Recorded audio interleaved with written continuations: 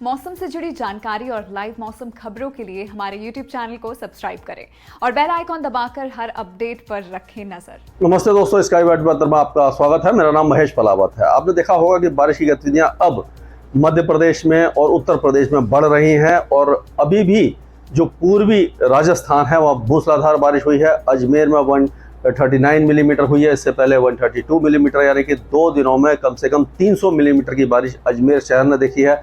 चित्तौड़गढ़ और भीलवाड़ा ने भी भारी बारिश देखी है और उसी तरह से जो बारिश की गतिविधियां हैं वो झांसी में, दतिया, ग्वालियर, शिवपुरी, ये सारे इलाके बहुत ज़्यादा बारिश देख रहे हैं। यानी कि जो दक्षिण पश्चिमी उत्तर प्रदेश और जो उत्तर पश्चिमी जो मध्य प्रदेश है वहाँ पर भारी बारिश की गतिविधियां हो रही हैं। अभी भी राजस्थान के में अगले 24 घंटों तक पूर्वी राजस्थान में तेज बारिश होती रहने की संभावना नजर आ रही है।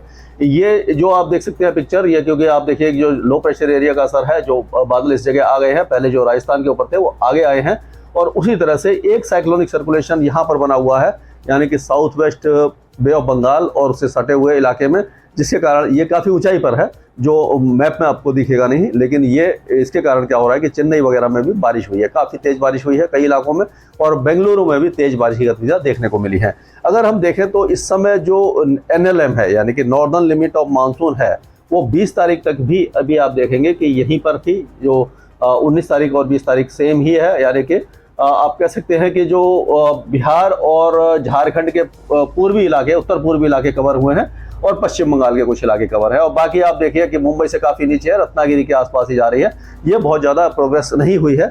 तो इसमें अगर देखें तो जो पहले जो मैप था उसमें यह था कि साइक्लोनिक सर्कुलेशन आगे आया था, यानी कि उत्तर पश्चिमी मध्य प्रदेश के ऊपर था और एक साइक्लोनिक सर्कुलेशन था बिहार पर और एक ये ट्रफ रेखा थी, एक साइक्लोनिक सर्कुलेशन यहाँ पर था जो मैंने बताया था। अब ये आगे क्या होने वाला है 24 घंटों के बाद, इस तरह से ये जो वेदर सिस्टम है आगे आएगा, यानी उत्तर प्रदेश के ऊपर आ जाएगा ये लो प्रेशर एरिया और जो यहाँ पर बिहार के आसपास है ये जो लोअर लेवल पर था साइक्लोनिक सर्कुलेशन, ये अब मर्ज हो जाएगा धीरे धीरे इसी के ऊपर।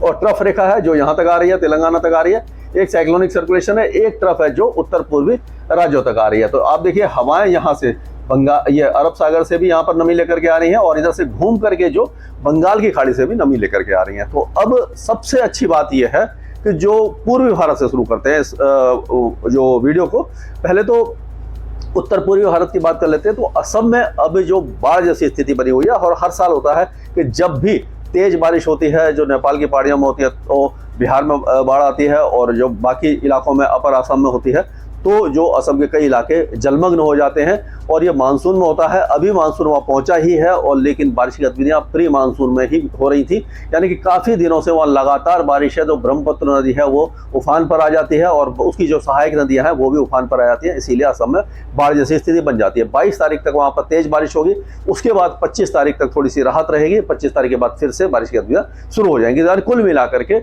उत्तर पूर्वी राज्यों में बारिश की गतिविधियां थमेंगी नहीं और अब जो बारिश है वो धीरे धीरे, क्योंकि ये आप देखिए जो हवाएं हैं, जैसे मैंने पहले भी पिछले वीडियो में बताया था कि हवा अब ये पूर्वी हवा जो बंगाल की खाड़ी से नमी लेकर के आना शुरू हो गई है। लो प्रेशर एरिया के प्रभाव से दोनों समुद्र से हवाएं आएंगी।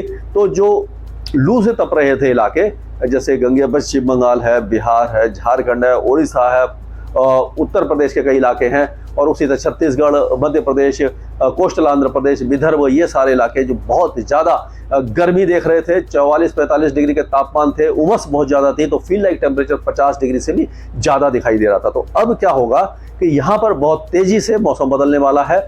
बादलों का समूह इस समय जो हाथरस, अलीगढ़, एटा, यहाँ से लेकर के लखनऊ, कानपुर तक दिखाई दे रहा है, वो धीरे धीरे आगे की तरफ बढ़ेगा, पूर्वी उत्तर प्रदेश की तरफ बढ़ेगा और ये जो मानसून को पुश करने वाली हवाएं हैं ये भी, क्योंकि ये लो प्रेशर एरिया और आगे आएगा और यहाँ से भी हवाएं जब आएंगी तो पश्चिम बंगाल के ज़्यादातर इलाके भारी बारिश देखेंगे। उसी तरह से जो बिहार, झारखंड और उड़ीसा, इन इलाकों में भी अब बारिश की गतिविधियां धीरे धीरे बढ़ेंगी और अगले 24 से 48 घंटों के अंदर अंदर हम कह सकते हैं कि जो मानसून है वो बिहार के ज़्यादातर इलाकों को, पश्चिम बंगाल पूरा, झारखंड के ज़्यादातर इलाके और उड़ीसा के कुछ इलाकों को कवर कर जाएगा। उसके बाद मानसून जो उत्तर प्रदेश है वहाँ पर भी पहुँच जाएगा। तो हम कह सकते हैं कि अब ये जो गया है और पटना है, भागलपुर है, पूर्णिया है, खगड़िया है, और ये सारे इलाके बहुत तेज बारिश देखेंगे। यहाँ पर बारिश की गतिविधियां लगातार बढ़ेंगी, बादल छाए रहेंगे, मौसम अच्छा हो जाएगा। और उसी तरह से झारखंड में डाल्टनगंज वगैरह जो बहुत ज़्यादा गर्म थे, जमशेदपुर, रांची, खूंटी, चाईबासा, धनबाद, ये सारे इलाके इनमें बारिश की गतिविधियां शुरू होने वाली हैं। और जो अंदरूनी उड़ीसा था वहां पर भी अब धीरे धीरे मानसून अग्रसर हो जाएगा। तो कुल मिलाकर के इन सारे राज्यों के लिए राहत की खबर है। और सबसे अच्छी बात है, गर्मी तो आदमी सहन कर लेता है, लेकिन बारिश के बिना किसान भाइयों का गुजारा नहीं हो पाता, क्योंकि अब जो फसल है उसकी बुवाई का समय आ चुका है। और हालांकि बीतने लगा है, लेकिन अब ये जो बारिश की गतिविधियां आएंगी उससे फसल की बुवाई बहुत अच्छी तरह से हो सकती है। तो ये जो वेदर सिस्टम हम देख रहे हैं कि यहाँ से आया था, ये इस तरह से आया था, और ये इस तरह से इस जगह पर आ गया है। तो अब जो हवाएं हैं, ये आप देखिए, ये जो लाइन है, ये इस तरह से यहाँ से हवाएं आ रही हैं। और ये जो हवाएं हैं ये नमी वाली हैं, और जब नमी वाली हवाएं आती है तो मानसून की बारिश बढ़ती है। और उसी तरह से आप एक और देखेंगे, यहाँ से ये जो घूम करके आ रही है, एक तो यहाँ से आ रही है, और इसी तरह से ये यहाँ से भी हवा पूरी तरह से आएगी। अब ये लो प्रेशर एरिया जो है ये और आगे बढ़ेगा, इस जगह पर आ जाएगा। और ये जो है यहाँ से क्या होगा कि जब इस जगह पर आ जाएगा तो बारिश की गतिविधियां, यानी कि ये जो हवाएं हैं जो बंगाल की खाड़ी से आ रही है, और भी तेजी से आएंगी, और ये मानसून को एक तरह से धक्का देंगी। और ये जो पूरे पूर्वी भारत में मानसून आ जाएगा और बहुत ज़्यादा राहत मिलेगी। उत्तर प्रदेश में भी मानसून 24 तारीख तक पूरी तरीके से आ जाएगा, पूर्वी उत्तर प्रदेश के कई इलाकों में। उसके बाद अगले यानी 24 तारीख से लेकर के 27 तारीख, केवल 3 दिन के अंदर बहुत तेजी से मानसून आगे बढ़ेगा और उत्तर प्रदेश के ज़्यादातर इलाकों को कवर कर लेगा। अभी फिलहाल जो बारिश की गतिविधियां हैं वो दिल्ली के साइड से लेकर के हम कह सकते हैं कि जो हाथरस, आगरा, अलीगढ़, मथुरा में कल बारिश हुई थी, और उसी तरह से लखनऊ, कानपुर और जो उसके आसपास के इलाके हैं, प्रतापगढ़ वगैरह, इन सारे इलाकों में, शाहजहांपुर, बरेली, मुरादाबाद, रामपुर, इन सारे इलाकों में बारिश होगी। और उसी तरह से धीरे धीरे जो बारिश की गतिविधियां, क्योंकि दोनों तरफ से सिस्टम है, एक तो ये लो प्रेशर एरिया, यहाँ से भी हवा आ रही है, तो इन दोनों के जो मर्जर से क्या होगा कि जो गोरखपुर, ये गोंडा, बस्ती और जो उसके आसपास के इलाके हैं, देवरिया वगैरह, ये सारे इलाके, और जो मऊ है और रायबरेली है, जौनपुर है, प्रयागराज, वाराणसी, ये सारे इलाके बारिश की गतिविधियां देखना शुरू हो जाएंगे। तो इन सारे इलाकों में हम कह सकते हैं कि मानसून बहुत जल्दी पहुंचने वाला है और राहत की खबर है। और उसके बाद बारिश की गतिविधियां लगातार जून के आखिर तक होती रहेंगी। तो ये तो बात हुई पूर्वी उत्तर पूर्वी भारत की। अब हम देखते हैं कि बाकी इलाकों का क्या हाल है। तो बाकी इलाकों में हम देखेंगे, उत्तर भारत से शुरू करते हैं। तो जो वेस्टर्न डिस्टर्बेंस है वो अब एक तरह से कह सकते हैं कि बहुत ही कमजोर आएंगे और उनका बहुत ज़्यादा असर दिखाई नहीं देने वाला है। तो पहाड़ों पर हल्की फुल्की बारिश की गतिविधियां रहेंगी। अगले 24 घंटों तक हिमाचल और उत्तराखंड में फिर भी मॉडरेट शावर्स हो सकते हैं। उसके बाद कोई खास वेदर एक्टिविटी हमें दिखाई नहीं दे रही है। और पंजाब, हरियाणा, दिल्ली और जो उत्तर पश्चिमी उत्तर प्रदेश है, यानी उत्तराखंड से लगे हुए जो इलाके हैं, वहां पर यानी बिजनौर, सहारनपुर, इन इलाकों में अभी भी पैची रेन यानी टुकड़ों में बारिश होगी। और दिल्ली एनसीआर में भी बादल छाएंगे, एक आध बौछार पड़ेगी, उस तरह की वेदर एक्टिविटी रहेगी। और जो राजस्थान के उत्तर पश्चिमी इलाके हैं, जैसे कि श्रीगंगानगर, हनुमानगढ़, चुरू, बीकानेर, यहाँ पर भी अभी फिलहाल बारिश नहीं है। और बारिश की गतिविधियां अगर हम देखें तो जोधपुर, बाड़मेर, नागौर, पाली, सिरोही, जहाँ पर बहुत ज़्यादा बारिश हुई थी, और जैसलमेर वगैरह, ये सारे इलाके भी अब शुष्क रहेंगे। यहाँ पर बारिश की गतिविधियां नहीं है, क्योंकि वेदर सिस्टम आप देखें आगे बढ़ गया। हालांकि यहाँ से जो हवाएं तो नमी वाली आएंगी, उमस रहेगी, गर्मी थोड़ी सी बढ़ेगी, लेकिन बारिश की जो गतिविधियां हैं वो अब ये सवाई माधोपुर और उसके आसपास के इलाकों में, जो ये दौसा, करौली, सवाई माधोपुर और ये कोटा संभाग में दिखाई देगी। तो अब मध्य प्रदेश और जो उत्तर प्रदेश है, ये जो राज्य हैं, इनमें बहुत अच्छी बारिश की गतिविधियां रहने वाली है। छत्तीसगढ़ में भी बारिश की गतिविधियां बढ़ेंगी, उड़ीसा में, छत्तीसगढ़ में, इन सारे इलाकों में। तो ये सब वेदर एक्टिविटी यहाँ पर होगी। लेकिन जो दिल्ली एनसीआर, पंजाब, हरियाणा, उत्तराखंड, इन इलाकों में 28-29 तारीख तक मानसून पहुंच जाएगा। क्योंकि जब मानसून इस तरह से आगे बढ़ता रहता है, हम देखेंगे कि पहले, अभी तो काफ़ी पीछे चल रहा है, तो पहले तो मानसून इस तरह से आएगा, यहाँ पर आएगा और ये उड़ीसा के कुछ इलाकों को कवर करता हुआ और मुंबई तक 23 तारीख को हो सकता है पहुंच जाए। मुंबई से थोड़ा सा नीचे रहेगा, 23 तक यहाँ पहुंच जाएगा। उसके बाद 27 तारीख तक हमें उम्मीद है कि जो लखनऊ, कानपुर, ये सारे इलाके और मध्य प्रदेश के कई इलाकों को कवर करता हुआ ये यहाँ पर आ जाएगा, गुजरात के आसपास आ जाएगा।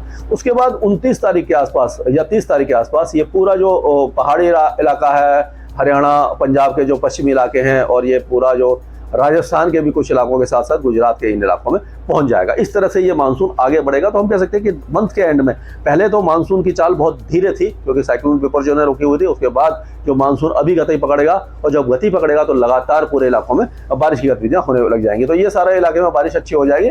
तो अब हम चलते हैं मध्य प्रदेश, और इसकी बात हो गई। अब राजस्थान और गुजरात की एक और बात कर लेते हैं। राजस्थान में जैसे पूर्वी जिलों में बारिश होगी, लेकिन गुजरात के अभी ज्यादातर इलाके अब शुष्क रहेंगे, यहाँ पर बारिश की गतिविधियां नहीं होंगी और ये कम से कम अगले 3 या 4 दिनों तक बिल्कुल भी नहीं होंगी। बादल छा सकते हैं और ये जो पानी भरा हुआ है वो धीरे धीरे रिसीड हो जाएगा। लेकिन जो दक्षिणी इलाके हैं जैसे मुंबई, थाने, दहानू के साथ साथ जो सूरत, वलसाड़, डांग, पंचमहल वगैरह हैं, इन इलाकों में बारिश की, नवसारी वगैरह में बारिश की गतिविधियां 2 दिनों के अंदर शुरू हो जाएंगी, हल्की फुल्की शुरू होगी और मानसून धीरे धीरे आगे बढ़ेगा। तो क्या होगा कि जो मुंबई, थाने, दहानू ये जो इलाके हैं, रायगढ़ है, अलीबाग है, इन इलाकों में बारिश की गतिविधियां बढ़ जाएंगी और उसी तरह से विदर्भ, मराठवाड़ा में भी पैची रेन, टुकड़ों में बारिश की गतिविधियां शुरू हो जाएंगी।